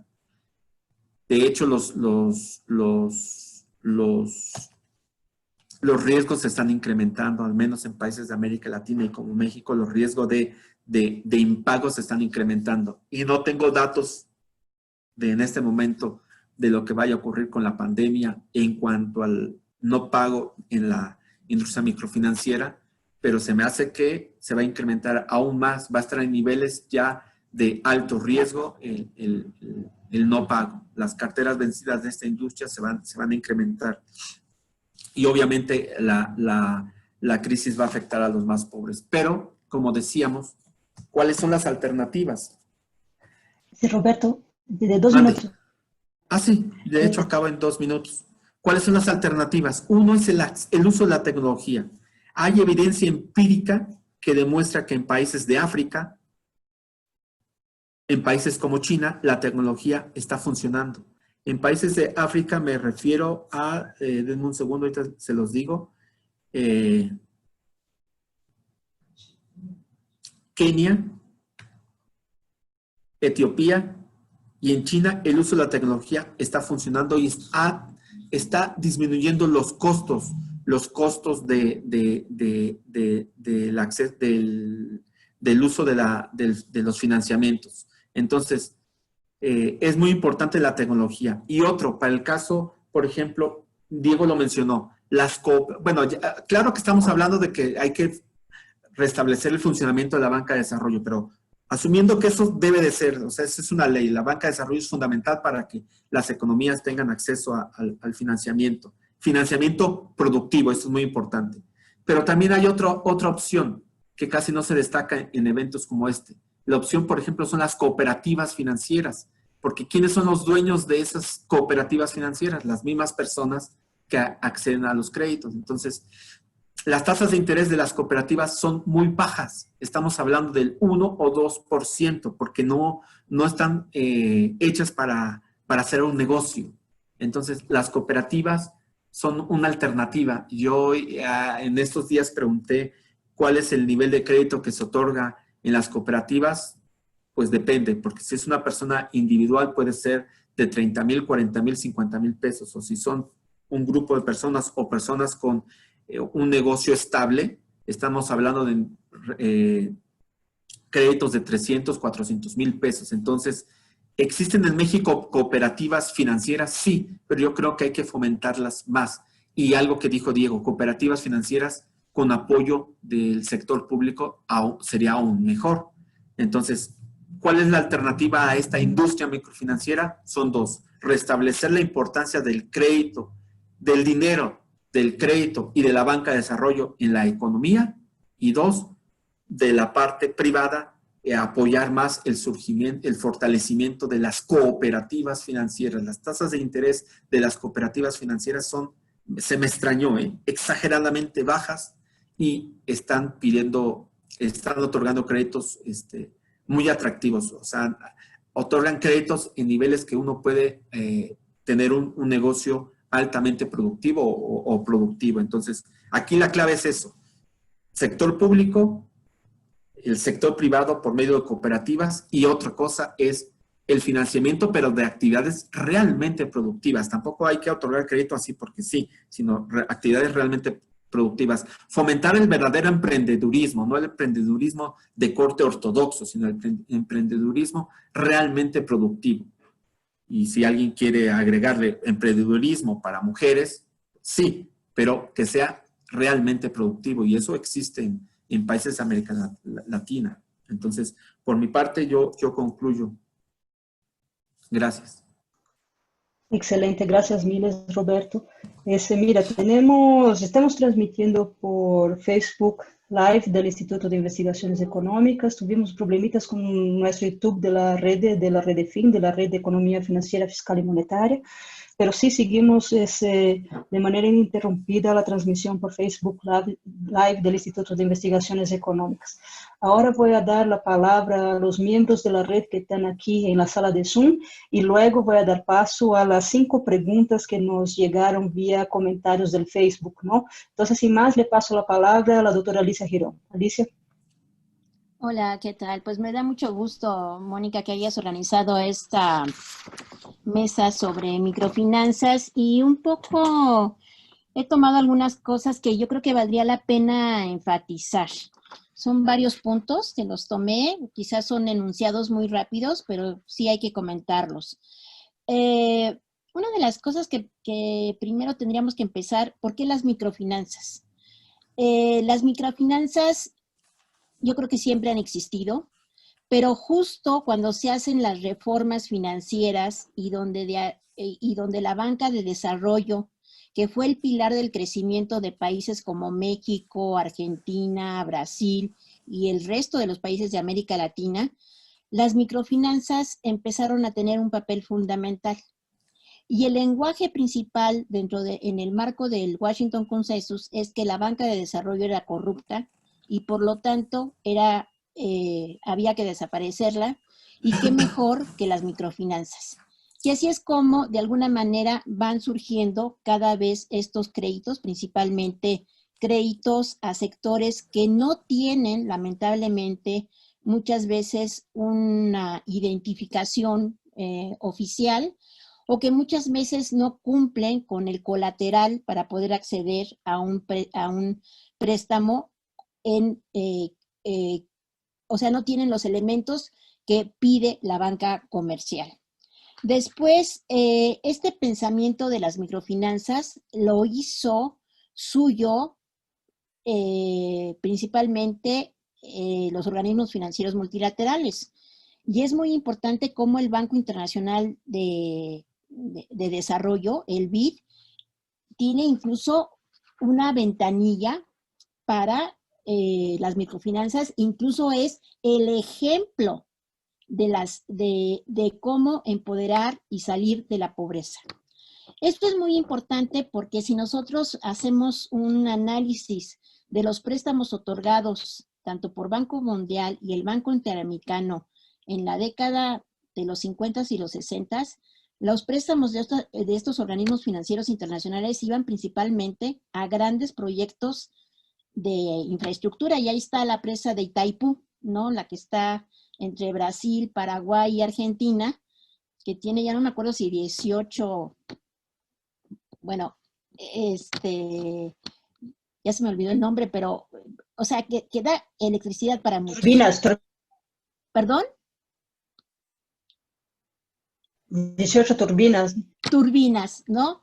Y entonces, pues difícilmente un microcrédito va a poder crear una presa como Itaipú o va a crear accesos de camino, ¿verdad? Para, pues para la gente, sobre todo en las áreas rurales e incluso en las áreas urbanas, cuando es muy necesario el acceso al agua, el acceso a la luz, el acceso a la energía, etcétera. Otra cosa que también se ha dicho aquí, y lo enfatizó muchísimo Diego, es el porcentaje que cobran estos préstamos. Hay un estudio que se hizo, se presentó, que nosotros lo hicimos y que está publicado en uno de los journals, donde se hizo a nivel mundial. Hay una base de microcréditos que Roberto la conoce y seguramente Diego también la conoce, donde vienen todos los préstamos que dan las grandes financieras a nivel mundial, vienen también los nombres de las empresas y después también se puede hacer también por enfoque de género.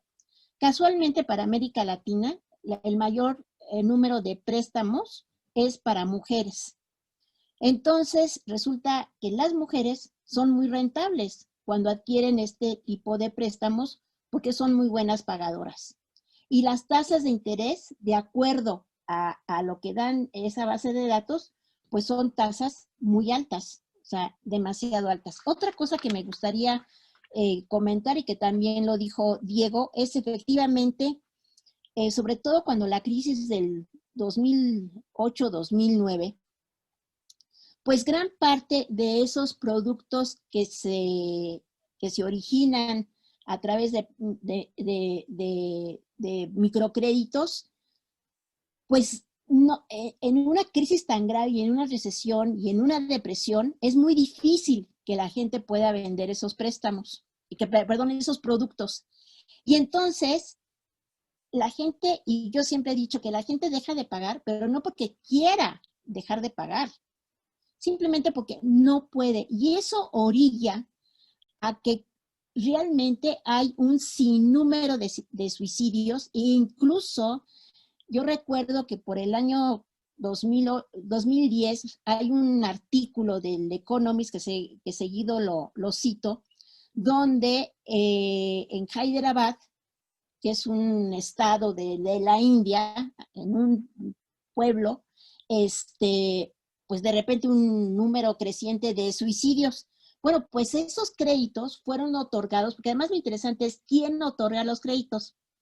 A veces son microfinancieras locales, pero no todas son microfinancieras locales. Pueden aparecer con un nombre del país, como si fueran nacionales. Pero esas microfinancieras se financian en los mercados financieros y muchas veces los propios grandes bancos, y voy a poner el ejemplo de Dresdner Bank, porque aquí es a donde me refiero de ese artículo, es que Dresdner Bank tiene una ventanilla para microcréditos y esa parte de del banco tuvo quiebras fuertísimas. Entonces, y también otros bancos tuvieron quiebras fuertísimas porque son préstamos que definitivamente la gente no los puede pagar. Otra de las cosas que también me gustaría decir es esto del autoempleo que dijo Roberto. Se ha visto como que el autoempleo es como eres empleado, tienes tu propia empresa. Incluso recuerdo el lenguaje que manejaba Fox, ¿no? Que qué mejor que ser tu dueño de tu propio changarro, ¿sí? Entonces, esta mentalidad es toda esta desestructuración de cómo se ha ido implementando, ¿verdad? Las carencias de empleo organizados o otorgados por el sector público. O sea, el sector público ha perdido sus bancos de desarrollo, en México los bancos, ¿verdad? También, y también hemos perdido empresas públicas. Y esto ha sido toda una política donde el que sea una empresa pública, por supuesto, no tiene por qué ser una empresa que pierda. Pero también hay que ver que hay un elemento que es la corrupción, ¿no? Y por último, porque es un ejemplo, recuerdo mucho en una ocasión, y esto es solamente una anécdota, fui invitada a Bolivia por la coordinadora Gregoria Paza, una ONG, y entonces, sí, el modelo era que todas las mujeres, una tejía, la otra vendía, la otra recolectaba el dinero y todo, pero cuando hay un problema de crisis, pues esa comunidad no puede estar comprando todos los suéteres y todas las chompas y todas las frazadas que hacen. Entonces, y tampoco pueden hacer el camino para ir del pequeño pueblo a la gran ciudad para llevar los productos. Entonces, creo que las microfinanzas hay que entenderlas mucho más. Y por último, las microfinanzas están en uno de los ejes de los documentos del Alto Panel para el Empoderamiento Económico de las Mujeres, donde se maneja inclusión financiera e inclusión digital. Y realmente hay que tener mucho cuidado, porque detrás de la Agenda 2030 está la palabra que dijo Diego, stakeholders y shareholders. La agenda tiene atrás todo un mecanismo que está relacionado con los accionistas. Muchísimas gracias, Mónica.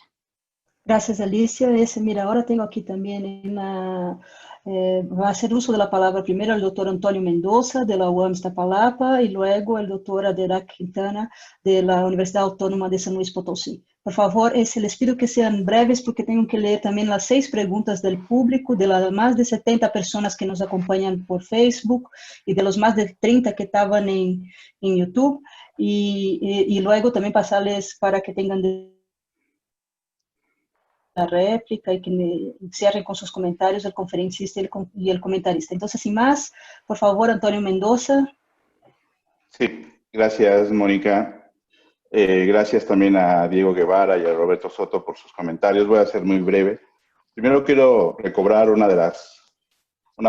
frase de la doctora Girón en un artículo que ya se ha vuelto clásico, que las microfinancieras son pequeños bancos con grandes ganancias. Creo que esa frase cierra. Y quiero ahora rápidamente relacionar esta última parte que Diego Guevara hablaba y también Roberto Soto sobre las alternativas. Me entusiasma mucho pensar estas asociaciones público-populares con la economía popular. Acá en México, creo que hay una confusión. Hay una parte, hay las sociedades cooperativas de ahorro y crédito, las cajas populares y las microfinancieras. Esa confusión está también en la legislación.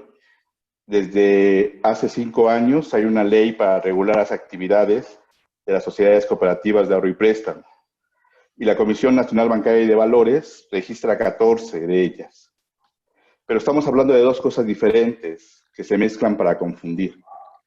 En el mundo de la economía popular existen las finanzas solidarias, que es algo poco estudiado en este país, pero he tenido la fortuna de poder conocer en trabajo de campo estas iniciativas.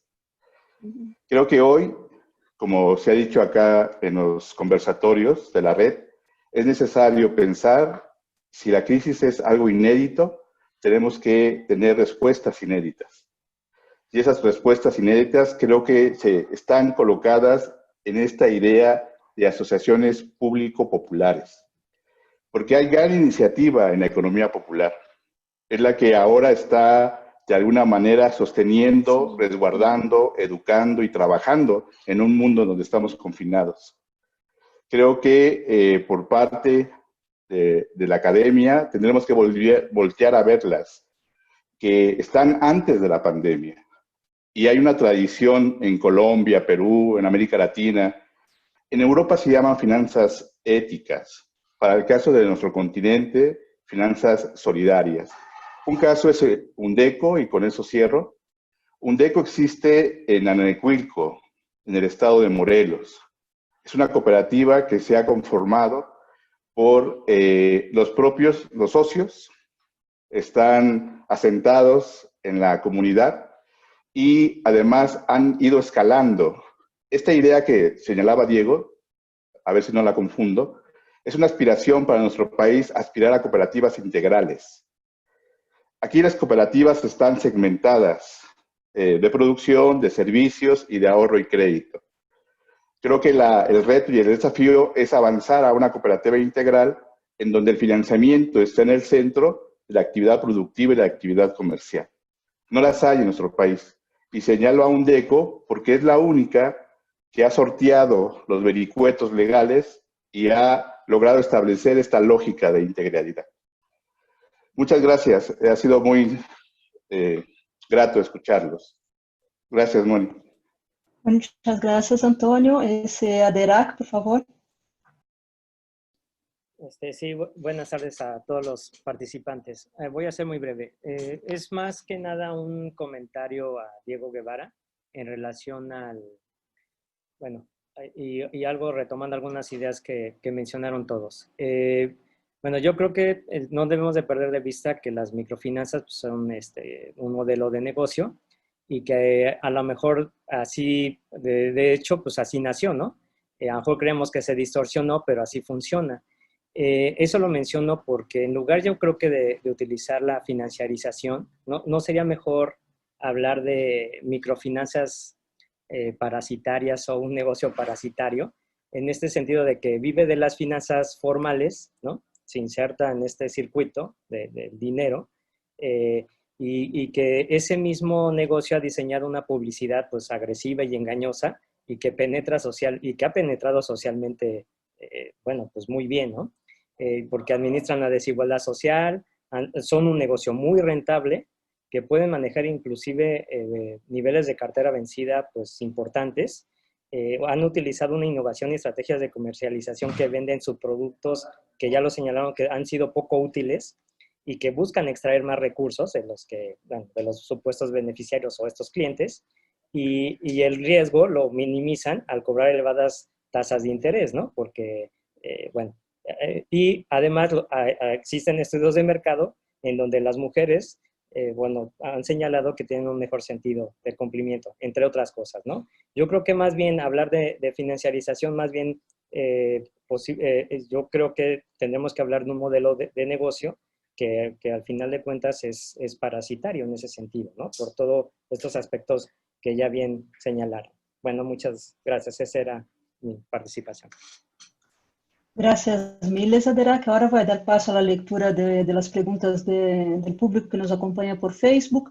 William pregunta, ¿todo lo que se ve hoy con las plataformas Forex puede ser considerado microfinanzas o financiarización? Yo creo que Diego puede retomar justamente con el comentario de Aderac para definir bien los dos conceptos y lo que estamos tratando de una cosa y de otra, ¿no? La segunda pregunta de William. Buenas tardes. Teniendo en cuenta la informalidad y la crisis económica que llega con la pandemia, ¿qué estrategias se pueden implementar para evitar y mitigar el fenómeno de la financiarización? 4. Aurora Marcial pregunta para Roberto. ¿Podría abundar sobre el riesgo que las microfinanzas trasladan al sistema financiero a través de la financiarización? Con base en su ejemplo sobre el riesgo que prefieren tomar las instituciones financieras, preferible otorgar varios microcréditos en lugar de otorgar un crédito grande a un solo receptor, ¿el riesgo que se traslada a los mercados financieros es mayor o menor? De otro modo, ¿cómo dimensionar el riesgo, por ejemplo, de impago, emulando a la crisis hipotecaria, que las microfinancieras trasladan al sistema financiero como un todo?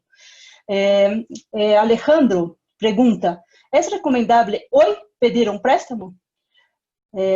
Elsa Coral pregunta, ¿cree que el modelo cooperativo con respaldo del sector público podría aplicarse de alguna manera para el modelo de pensiones? Y finalmente tenemos dos últimas preguntas, una de Fabiola Martínez. Cuando se refieren a emprendedorismo productivo, ¿a qué tipo se refieren? Una vez que las personas que suelen endeudarse no siempre tienen la capacitación profesional que les permitirían llevar a cabo un emprendimiento más elaborado. Y finalmente, la última pregunta del maestro Fracín García. ¿Qué papel ha jugado el cambio del marco legal en la transformación y distorsión de las microfinanzas? Entonces, ahora le paso la palabra a Diego Guevara por 10 minutos y luego Roberto Soto por otros 10 minutos y cerramos. Diego. Bueno, Mónica, muchísimas gracias a todos los miembros de la red por las preguntas, a Alicia, a todos los que han intervenido. Muchas gracias por los comentarios. Bueno, no, yo creo que seguramente me demoraré menos de 10 minutos. Bueno, ahora es como una consideración que yo creo que es importante porque nos lleva al debate de, digamos, del concepto de la financiarización. O sea, al final, digamos que si bien el concepto de la financiarización uno puede decir que es relativamente nuevo en la literatura, digamos, desde los años 90, comienzos de los 90 es que está, pues muy seguramente, si uno se va a la dimensión problemática de las finanzas, puede llegar hasta Marx, a las nociones de capital ficticio o a las nociones a las que tú has hecho, digamos, referencia como parasitarias. Yo he empleado, digamos, el término financiarización, pues como lo planteé al comienzo, pues si yo parto de la idea que la financiarización es un mayor auge de roles y motivos financieros en su dimensión problemática, creo que esa definición la puedo aplicar a la noción de las microfinanzas financiarizadas. Es un sector de las finanzas que ha crecido, pero con su crecimiento aparecen problemas, pero con su crecimiento también detrás hay una serie de actores rentistas significativos. De hecho, en este libro que les mencionaba del hereje de las microfinanzas, en algún apartado habla que si las hipotecas subprime eran atractivas, pues muy seguramente esto es como un subprime, subprime, subprime. O sea, es como una versión más profunda del subprime, porque usted ya no tiene un colateral como la vivienda, sino que al final pues está prestando un poco más en el aire. Entonces, claro, la magnitud de los microcréditos es menor, es decir, las dimensiones por los montos son los que es un crédito hipotecario, pero está esa dimensión. Por supuesto que también lo podemos llamar, como tú dices, las finanzas parasitarias. Al final, pues no sé, lo decían los economistas clásicos de esta visión problemática del hacer dinero con dinero. Si uno va más atrás en la historia del pensamiento económico, era pecado la usura, porque la usura no era trascender una tasa de interés, sino la usura tenía que ver con hacer dinero con dinero, y desde esa perspectiva, pues todos son, digamos, parasitarios, ¿no? Pero yendo a la noción de las microfinanzas, es el argumento por el que yo utilizo esa idea de financiarización, que claro, cuando uno usa la palabra financiarización puede haber muchas críticas per se por el concepto, pero por eso yo me quise parar en una definición. Entonces yo creo que es cuando uno va a aplicar la financiarización a algo, tiene que definir qué concepto usar, porque de nuevo, en la literatura uno le dicen financiarización, puede ser cosas diferentes en diferentes lugares. Yo hace unos años escribí un paper con unos griegos sobre eso, sobre las eras de la financiarización, y seguramente Keynes en los 30, si uno se pone a mirar en la teoría general y todo, pues uno encuentra elementos de financiarización antes de 1920, pero una etapa temprana. Entonces nosotros ahí pensamos que habían 4 eras de la financiarización. Bueno, eso no viene al caso, simplemente es para decir que es importante uno de qué definición va a haber, porque hay definiciones en los marxistas, en los regulacionistas franceses, en los post-keynesianos. Pues la pregunta para William, bueno, no sé, yo no creo que, yo no estoy tan seguro, no conozco mucho toda esta de transacciones de divisas tipo Forex, pero pues yo no creo que esto tenga que ver con las microfinanzas, más bien con formas de especulación en dinero electrónico y en transacciones, pero no sé si uno lo pueda considerar como un aspecto de las microfinanzas, porque ya no hay unos límites definidos en esto digamos, del Forex, entonces no creo que sea como el camino. Luego alguien preguntaba sobre las estrategias para mitigar, es como Mónica leyó las preguntas así, Brandon, entonces traté de tomar nota de algunas, pero bueno, las estrategias para mitigar, digamos, la financiarización. O sea, al final un poco hablar de financiarización no es que uno se oponga completamente ni al crédito ni al sistema financiero, pero cuando hablamos de mitigar la financiarización hace parte de pensar que las finanzas trabajen para la economía y no al revés, no que la economía trabaje para las finanzas. O sea, en una perspectiva amplia, la claridad que uno debe tener es que las finanzas deben trabajar para la economía, y desde ese punto de vista, bueno, entonces, ¿cómo hacemos para que el microcrédito realmente pues trabaje y le dé un impulso a esa economía popular, o al menos la mantenga, porque pues no hay más que hacer? Sabemos que per se las microfinanzas no llevan a más, sino como para estas estrategias de sobrevivencia. eh, pues habría que pensarlo, y tiene que pasar por unas medidas mucho más fuertes en regulaciones de la tasa de usura. Yo creo que es un buen camino, el establecimiento de otros nuevos canales, y sobre todo la revisión de esas agendas, lo digo Alicia. O sea, detrás de esto lo que hay, uno ya en toda la política pública, las palabras de los actores de valor, los stakeholders, los actores interesados, y pues hay muchos actores financieros interesados en esto, y creo que pasa que pasa por ellos. Bueno, hay otras preguntas que tal vez iban a ver cuáles más podemos responder. Bueno, creo que unas más específicas para Roberto. De pronto, bueno, no sé, alguien pregunta si es recomendable hacer un crédito. Pues esa es de las preguntas más complejas porque, de nuevo, ¿cuál es el problema del crédito? El problema de un crédito surge cuando usted no lo puede pagar. Y usted pide un crédito cuando tiene expectativas de retorno. Yo creo que la pandemia lo que muestra es unos altos niveles de incertidumbre y pues las expectativas que usted tiene hacia el futuro son difíciles. Decía Varoufakis, un crédito que hace el banco como ir al futuro y adelantarle un poco el dinero, ¿no? Entonces, pero si el futuro es incierto, pues los riesgos son más grandes, pero pues ahí sí creo que depende de la situación de cada persona, de sus respaldos, pero creo que la incertidumbre es sumamente grande para pensarlo. Usted podría dejarse llevar por la noción que hay unas muy bajas tasas de interés ahora para reactivar la economía, pero de nuevo, creo que depende no me gusta mucho la palabra las expectativas, pero depende de cada persona. Bueno, creo que alguien, las dos comentarios finales. Yo creo que sí, yo creo que en el tema de las cooperativas hay mucho que mirar. Por supuesto, creo que también hay algunas cooperativas que han entrado en la lógica bancaria. De hecho, en Colombia algunas grandes cooperativas se convirtieron en bancos, ¿no? Y creo que ese es un poco la tendencia de algunos agentes que entran en el negocio financiero y se dan cuenta que es tan bueno que pues transforman sus aspectos legales para bancos.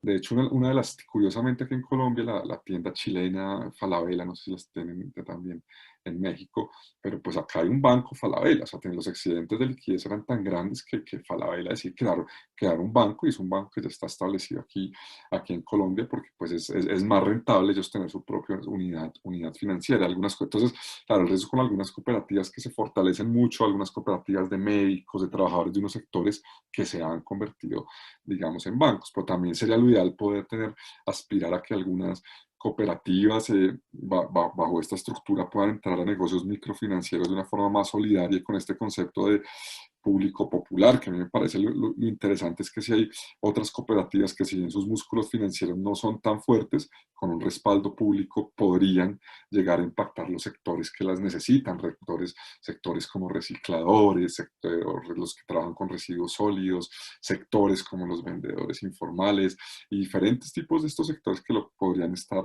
digamos, allí. De nuevo, todo esto es temporal porque en el largo plazo, pues sí, lo sabe Eidman, en el largo plazo, pues esto no va a ser sostenible si no seguiremos estáticos. Lo dijo Roberto hace un momento, pues de hecho países del sur de Europa se están recuperando así. Cuando uno ve la recuperación de Grecia es porque hay muchas peluquerías, muchas pequeñas tiendas, y eso a usted le permite sobrevivir, pero es muy difícil que avance en la senda de tener un crecimiento con productos de valor agregado. Y bueno, yo creo que sí, yo creo que alguien también preguntaba al final sobre el papel de los cambios legales. O sea, yo creo que hay un libro muy bueno que se lo recomiendo que se llama como The Code of Finance, como el código de las finanzas, y muestra cómo todas las transformaciones legales han permitido el empoderamiento de las finanzas. O sea, las finanzas no se han empoderado por sí solitas, sino que hay todo un aparato jurídico al servicio de ellas. Y nosotros, ¿sabes? Como economistas olvidamos eso, pero pues yo estoy de acuerdo. Por supuesto que si las flexibilizaciones en términos de requisitos de capital, de coeficientes de reservas, de encajes, de los tipos de documentos que usted le pide a la gente, pues todo esto pasa por unos términos legales que tienen que negociar. Entonces, las finanzas también tienen un papel jurídico, y este libro que les comenzó, de Code of Capital, el Código del Capital, lo muestra bastante bien. Bueno, son esos como lo que creo que puedo responder. No sé si tal vez espero no se me haya quedado alguna por ahí. Creo que Roberto puede también responder algunas más. De nuevo les agradezco el espacio, los comentarios, pues también es muy interesante también charlar con ustedes o escuchar sus opiniones. Muchísimas gracias. Gracias miles, Diego. Ahora le damos la palabra a Roberto.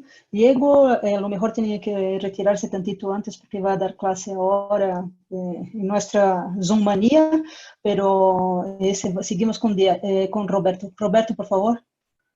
Sí, gracias Mónica y gracias Diego por tu participación, muy interesante. Por si te retiras y ya no te vemos, gracias por tu conferencia.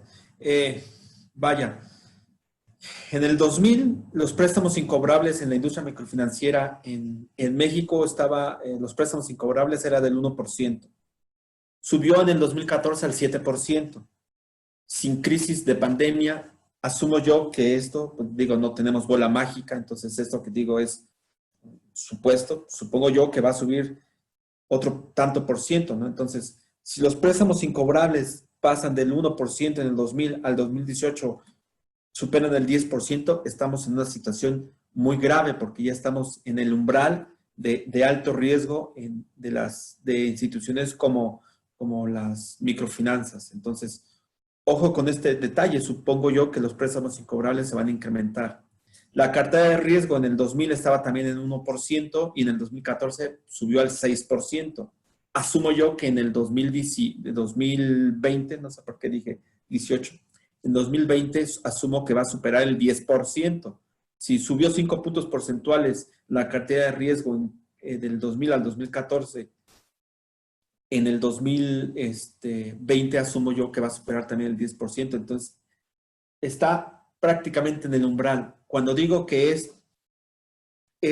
si continúa esa tendencia, y supongo yo que va a ocurrir, de incremento tanto los préstamos incobrables como la cartera de riesgo, va a haber una crisis en el sistema de las microfinanzas. No estoy diciendo que se va a trasladar el riesgo al resto del sistema financiero. Los clientes en el sistema en México son aproximadamente 5 o 6 millones de clientes de la industria microfinanciera. La mayoría de los clientes los tiene Compartamos Banco. Entonces, supongo yo que al haber una crisis, Compartamos Banco puede verse afectado y afectar al resto del sistema de la industria microfinanciera.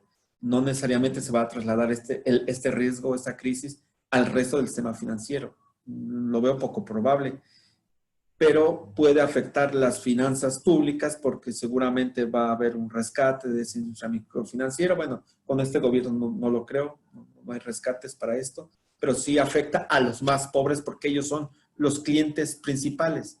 No es lo mismo en la crisis del 94 donde los pobres no son los clientes principales. Aquí sí los pobres son los clientes principales. Los pobres de los pobres, eso hay que dejarlo claro. Son los pobres y principalmente en el caso mexicano estamos hablando de 9 de cada 10 clientes son mujeres. Entonces, ojo con esto. Y por ahí alguien preguntaba, ¿puedo pedir un crédito? Pues si vas a pedir un crédito para pagar un crédito, lo veo innecesario, no en este momento. ¿Qué proyectos productivos debemos de financiar? Pues existen muchos, ¿no? Proyectos productivos que generen realmente empleo, pero de largo plazo, no empleos de corto plazo. No es poner una peluquería y generar un empleo porque contraté a una persona. No, empleos de largo plazo. Proyectos productivos que permitan que la empresa no dure 3 años como promedio que es lo que dura una empresa hoy en día, ¿no? Estamos hablando de proyectos productivos que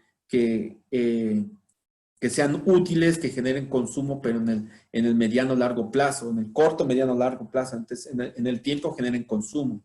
Entonces, ¿qué proyectos hay? Pues hay muchísimos que tienen que ver con tecnología, proyectos que tienen que ver con la producción de cierto tipo de alimentos, más ahora que hay que cambiar la dieta. Hay muchísimos alimentos que debemos y podemos consumir. Entonces, hay infinidad de proyectos. Esos proyectos son los que realmente debería de financiar si se creara, como creo que fue Toño Mendoza que decía, si se creara esa sinergia cooperativa, el sector público, pues ir encaminadas. Es decir, fomentar la banca de desarrollo como debe de ser, no para financiar.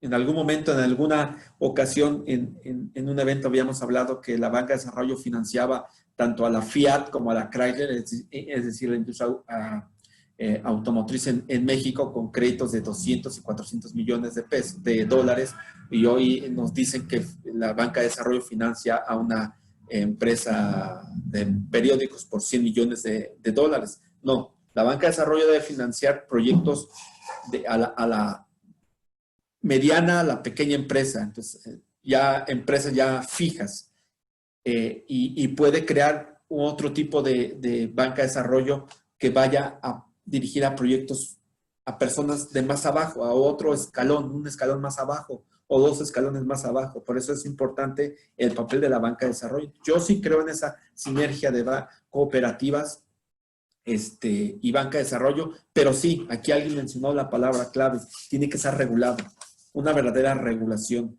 Y destaco nuevamente lo que había dicho, la parte de la tecnología. La resiliencia en casos de contingencia puede ser favorecida cuando hay tecnología, y la tecnología puede permitir aumentar el consumo y puede permitir aumentar el trabajo. La evidencia empírica en algunos países de África así lo demuestra. Entonces, debemos de fomentar el uso de la tecnología, porque la tecnología en países como América Latina, si bien todos tienen teléfono celular, solamente un porcentaje de un dígito utiliza esa tecnología para hacer transacciones financieras. Entonces, es muy importante también el uso de la tecnología ya en estos tiempos y puede aumentar la resiliencia en casos de contingencia. Al menos esos son los estudios que hay hoy en día, así lo están demostrando, y esto que estoy diciendo se hizo en países como África. Entonces, en el caso de América Latina es distinto porque el uso de la tecnología depende de cuántos, perdón, ahí sí no soy experto, de cuántos bytes tiene el Internet, cuántos megas. Es muy caro el Internet aquí, entonces hay que regular esa parte de la tecnología también en nuestro país para minorar los costos y la gente pueda utilizarla para favorecer los sistemas financieros, el uso de los sistemas financieros. Y eso es importante, y con eso termino. Sí, porque los informales no acceden al crédito de las instituciones financieras formales, porque no tienen un historial crediticio y no pueden comprobar ingresos. Bien, con el uso de la tecnología es una forma de comprobar ingresos, porque las instituciones financieras formales pueden acceder al historial que ellos están haciendo con el uso de la tecnología. Entonces, la evidencia empírica demuestra que en ciertos países de África está funcionando. En China está funcionando. Entonces, ¿por qué no probar esa parte en el caso de países de América Latina y países como México? Claro, hay que hacer otras cosas antes de impulsar este tipo de actividades más de corte financiero. En mi caso voy a meterme más a este tipo de estudios para ver cómo puede uno ayudar para el caso mexicano. Eso es todo, Mónica. Excelente, gracias miles, Roberto. Yo creo que fue una muy buena sesión. Gracias a todos que nos acompañaron por Facebook, gracias a los miembros de Redefin, de la Red de Economía Financiera, Fiscal y Monetaria, que están aquí en el Zoom. Yo creo que son temas que tenemos que seguir investigando, primeramente por el contexto de la pandemia y que nos obliga a pensar lo que va a ser ese aumento de la informalidad, aumento de la pobreza y qué rol las microfinancieras privadas desempeñan o no. Yo creo que también de alguna forma hemos discutido la cuestión, la diferencia entre lo que es inclusión financiera a secas y la rentabilidad de las empresas microfinancieras privadas versus lo que sería una ciudadanización financiera, ¿no? Construir ciudadanía a partir de la incorporación de capas de la población que no normalmente acceden al crédito de esa manera, sí pueden hacerlo en un contexto menos predatorio, ¿no? Y finalmente, yo creo que quedó explícita esa correlación perversa entre maior pobreza, maior dificuldade de acesso ao crédito e o acesso ao crédito de forma desfavorável, não? Com maiores taxas de interesse. Então, como fazer frente a ese tipo de ocurrencia en nuestros sistemas financieros, ¿no? Entonces, muchísimas gracias a Diego, a Roberto. Yo quisiera despedirme haciendo un aviso, además de agradecer a la participación de todos por Facebook con sus preguntas que fomentaron el debate. Yo quisiera hacer un anuncio que en el marco de Redefin se va a dar el curso de Introducción a la Economía Financiera Contemporánea. Entonces, por favor, búsquennos en las redes, Redefin está en Facebook, YouTube, Instagram, Twitter. Entonces, búsquennos en las redes para seguir acompañando los eventos organizados en el marco de la red. Y muchísimas gracias a todos y bonita tarde.